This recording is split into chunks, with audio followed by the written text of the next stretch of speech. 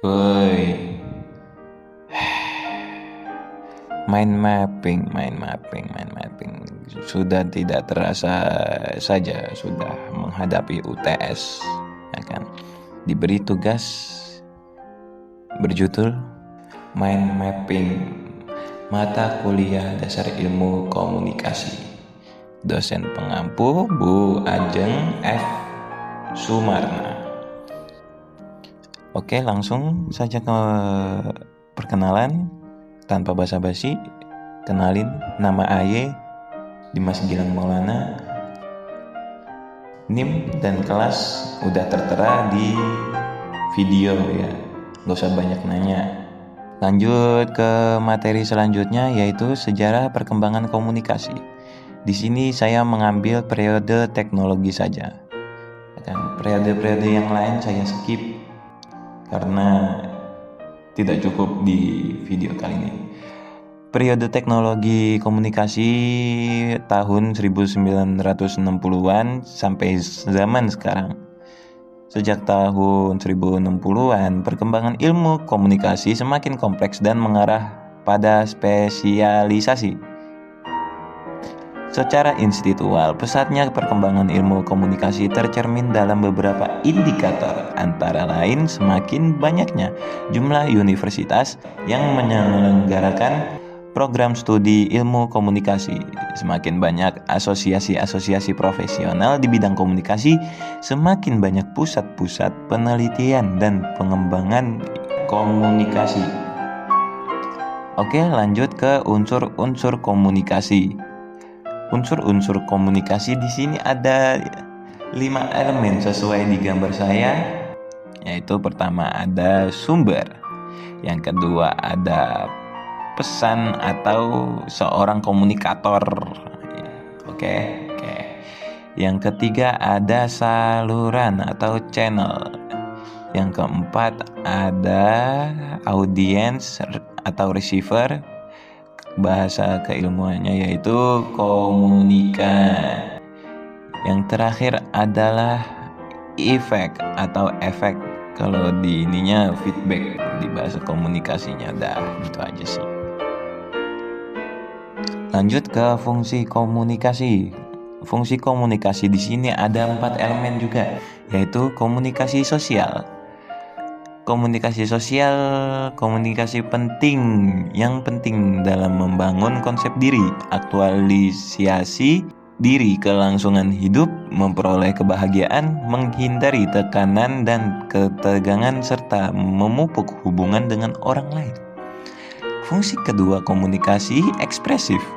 Sebagai komunikasi ekspresif tidak semata-mata bertujuan untuk memengaruhi orang lain, namun juga dapat dijadikan sarana penyampaian perasaan atau emosi. Fungsi ketiga, komunikasi ritual. Komunikasi ritual sering dilakukan secara kolektif atau bersama. Fungsi komunikasi ini berarti proses komunikasi banyak yang dinyatakan dalam penggunaan kata-kata serta perilaku simbolik. Fungsi keempat, komunikasi instrumental. Fungsi komunikasi sebagai komunikasi instrumental sering ditujukan untuk menginformasikan, mengajar, mendorong, mengubah sikap dan keyakinan, mengubah perilaku atau menggerakkan tindakan serta menghibur. Nah, di sini juga ada prinsip-prinsip komunikasi. Yang pertama yaitu sebagai proses simbolik, potensi komunikasi, dimensi isi dan dimensi ruang, tingkat kesengajaan, konteks ruang dan waktu, prediksi peserta komunikasi, bersifat sistematik, latar belakang sosial, budaya, bersifat non-sekuensial, bersifat prosesual, dinamis dan transaksional, bersifat irreversible. Yang terakhir ada panesia. Oke, lanjut. Hambatan komunikasi, gangguan teknis, gangguan semantik, gangguan psikologis, rintangan fisik, rintangan status, rintangan kerangka berpikir, rintangan budaya. Ini adalah poin-poin hambatan komunikasi. Ya. Oke, bisa dipahami? Yaudah, lanjut. Persepsi komunikasi. Persepsi adalah proses untuk menata dan menguraikan kesan-kesan indera yang diterima individu sehingga dapat memberikan makna pada sesuatu. Persepsi sosial adalah proses untuk mendapatkan, menafsirkan, memilih, dan mengatur informasi indrawi yang berkaitan dengan orang lain. Faktor-faktor persepsi yang pertama adalah pengalaman di masa lalu. Yang kedua yaitu nilai-nilai yang dianut. Ketiga, latar belakang budaya. 4. Kepribadian. Nah, di sini juga ada kegagalan persepsi. Yang pertama ada atribusi, yang kedua ada stereotip, yang ketiga adalah efek halo dan prasangka. Oke, lanjut. Komunikasi verbal dan non-verbal. Komunikasi verbal adalah bentuk komunikasi kata-kata menyampaikan pesan melalui tulisan maupun lisan. Komunikasi nonverbal adalah bentuk komunikasi tanpa kata-kata menyampaikan pesan melalui benda, simbolik, fisik, dan gestur. Oke, lanjut ke analisis studi kasus, yaitu normalisasi verbal abuse, lu gak toksik, lu gak asik. Oke. Sebelum gue membahas rendahnya moral warga Indonesia karena kultur toksik ini, sebaiknya kita melihat awal mula kenapa bisa kata kasar itu ada dan kenapa orang saling memaki. Simpelnya kegiatan menggunakan kata kasar dan makian itu memang sudah ada sejak zaman dahulu, yang bisa dibilang dimulai sejak zaman Mesir kuno, di mana tentu kosakatanya juga berbeda dan semua itu terus berkembang dan berubah-ubah tergantung dari wilayahnya dan zamannya. Tapi bagi kalian yang nggak tahu, pada zaman dahulu orang-orang yang hobi banget ngomong kotor, entah dalam konteks bercanda apalagi serius, orang tersebut dianggap sebagai orang yang sangat terhina karena dicap tidak bisa menjaga mulutnya dengan baik. Bahkan terkadang pada masa itu orang-orang sana tidak akan segan menghukum untuk orang-orang yang hobi banget ngomong kata kasar dan maki-maki. Tapi sepertinya itu sedikit kurang berlaku di zaman modern, di mana sedari dulu bahkan orang-orang sukses dan ternama pun berani menggunakan kata kasar di depan publik. Secara kosakata, kata-kata kasar atau biasa disebut sebagai kata umpatan ini selalu diambil dari sebuah nama yang memiliki status hina.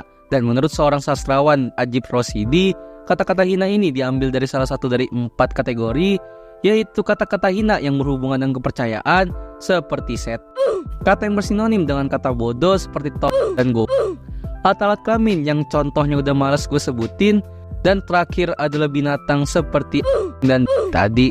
Dan semua itu pun memang harus disepakati secara bersama juga.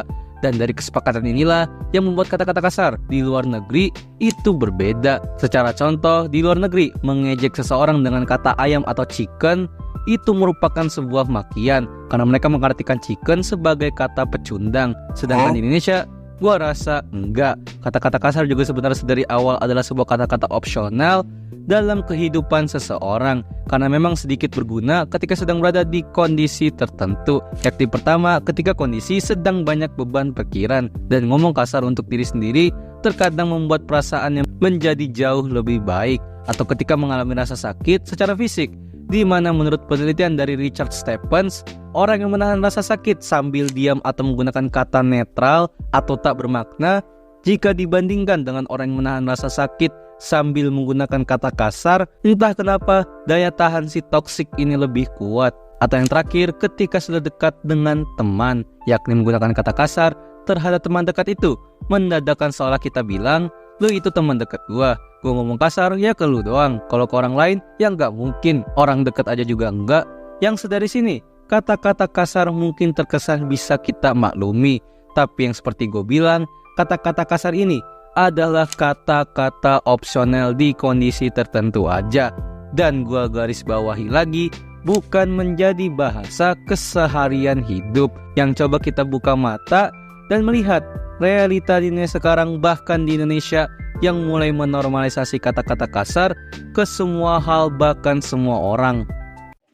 Bisa disimpulkan dari materi tadi bahwa kita itu sebagai manusia insani itu harus memiliki komunikasi yang jelas dan juga terarah.